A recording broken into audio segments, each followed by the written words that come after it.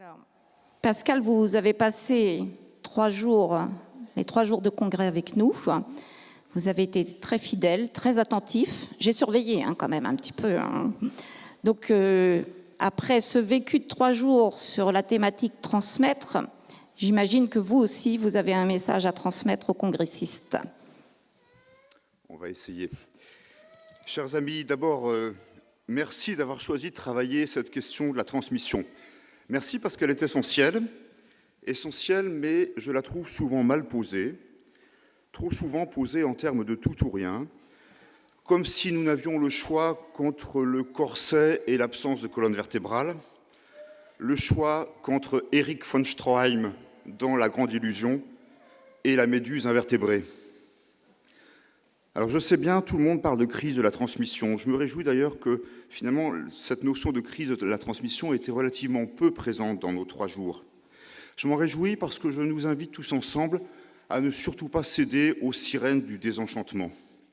Être parent, être éducateur, être chrétien, c'est forcément faire le choix d'une espérance et se donner les moyens de lui donner chair.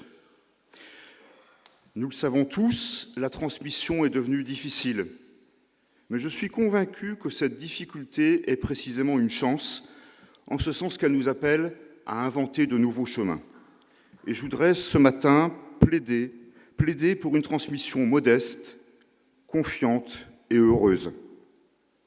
En 6 points, ça vous permettra de vous dire quand je serai au 5e, ouf, il a bientôt fini. Premier point, une formule bien connue du poète René Char, je la cite, je la rappelle. René Char qui écrivait « Notre héritage n'est précédé d'aucun testament ». Notre héritage n'est précédé d'aucun testament. Ce qui est vital, ce n'est pas l'héritage seul. Ce qui est vital, c'est l'héritage avec le testament, c'est-à-dire avec son mode d'emploi, avec ses clés de lecture, avec ses balises, ses boussoles. La vie n'est pas un musée d'archéologie. Il n'y a de transmission authentique que si et seulement si elle est portée par un élan, que si et seulement si elle est portée par un souffle. Deuxième point, ce souffle ne relève pas de l'ouragan. Il ne relève pas de l'ouragan, il relève de la brise légère. L'absence de transmission laisse nu et désemparé, mais à l'inverse, une transmission trop pesante étouffe. Et en reprenant, j'étais à la fois ravi et très mécontent en écoutant comme vous ce matin Roger-Paul Droit, parce qu'à chaque fois qu'il disait quelque chose, je me disais, je laisse le terme que j'utilisais in petto, enfin je me disais, il m'embête parce qu'il est en train de dire ce que j'avais prévu de dire, mais c'est pas grave, je vais le dire quand même. La transmission féconde, elle n'est surtout pas une reproduction à l'identique. Pour être féconde, la transmission, elle est nécessairement imparfaite, incomplète, ouverte. Et donc, troisième point, ça nous appelle, ça nous invite à nous interdire absolument, définitivement, toute forme de prise de possession. Je ne suis pas le propriétaire de ce que je transmets. Et je suis encore moins propriétaire de la personne à qui je transmets. Je crois que ça nous appelle à accepter une forme de passage par le désert, assumer une attitude d'humilité dans la transmission. Nous le savons tous, la transmission, ça ne marche pas forcément, ou surtout, ça ne marche pas forcément du premier coup, ça demande du temps, le passage par le désert. Et derrière ça, il y a la nécessité pour nous tous, me semble-t-il, de sortir de la culture de la rentabilité immédiate et de toujours préférer la fécondité à l'efficacité. Fécond, c'est autre chose qu'efficace, c'est beaucoup plus profond, c'est beaucoup plus beau. 4e point, en lien direct avec ce qui précède, ma responsabilité, elle réside dans le fait de vouloir transmettre, de chercher à transmettre. Elle ne se situe pas, en revanche, dans la réussite ou dans l'échec du processus de transmission. Vous connaissez tous la formule bien célèbre de Bernadette Soubirous à propos de ses rencontres avec la Vierge. Je ne suis pas chargé de vous le faire croire, je suis chargé de vous le dire. Ce n'est pas la même chose. Par analogie, je ne suis pas l'auteur de ce que je transmets. Je ne suis pas responsable à moi seul du succès ou de l'insuccès de la transmission. Ce dont je suis responsable, c'est d'être un passeur, un facilitateur, un témoin. Rien de plus, rien de moins, rien de moins, rien de plus. Pour y parvenir, 5e point, pour y parvenir, je crois indispensable de chercher à maintenir la part de verticalité que suppose toute transmission et en même temps de faire place à l'horizontalité de nos cultures collectives contemporaines. Et dans l'Église, nous avons un trésor pour y parvenir, c'est la culture de la synodalité. Croiser l'horizontalité et la verticalité de l'autorité. La verticalité de l'autorité toute seule, aujourd'hui, ne fonctionne plus. L'horizontalité toute seule, aujourd'hui, manque d'horizon. Croiser la verticalité de l'autorité et l'horizontalité fraternelle. Je crois que c'est aujourd'hui le chemin d'une transmission féconde.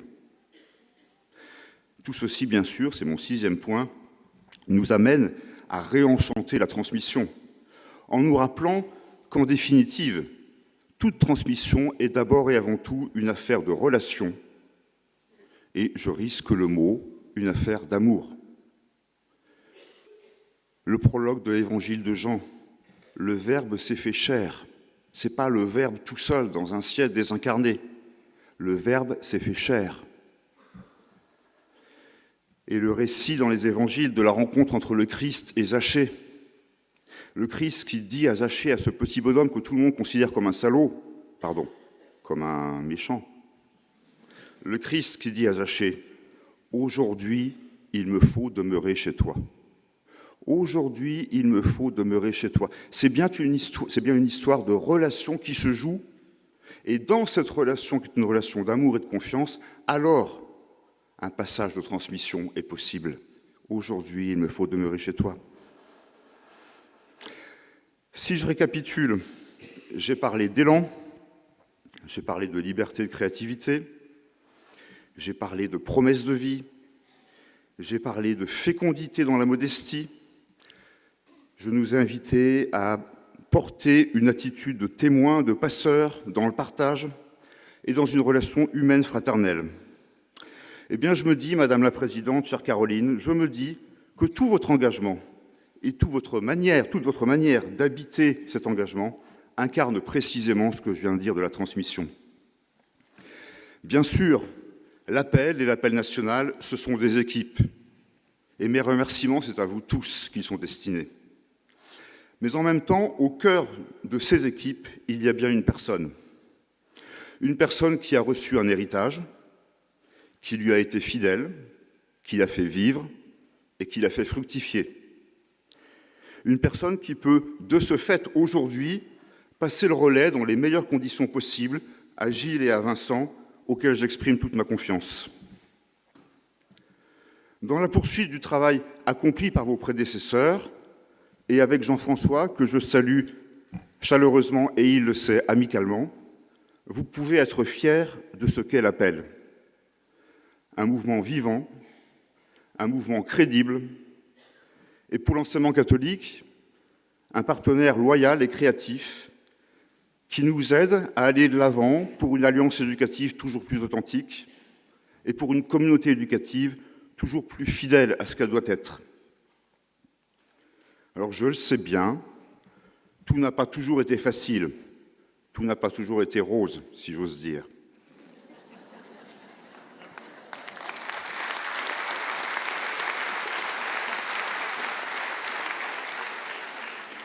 Tout n'a pas toujours été facile, parce que assumer des responsabilités, c'est toujours s'exposer aux jalousies, aux mesquineries, aux incompréhensions et parfois aux coups.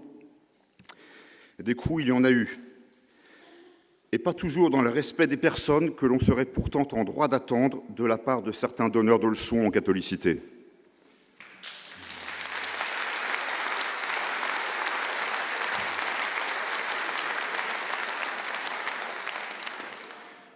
Tout cela, je le mesure, et je mesure également tout le poids de votre engagement, toute la charge de votre investissement de tous les instants.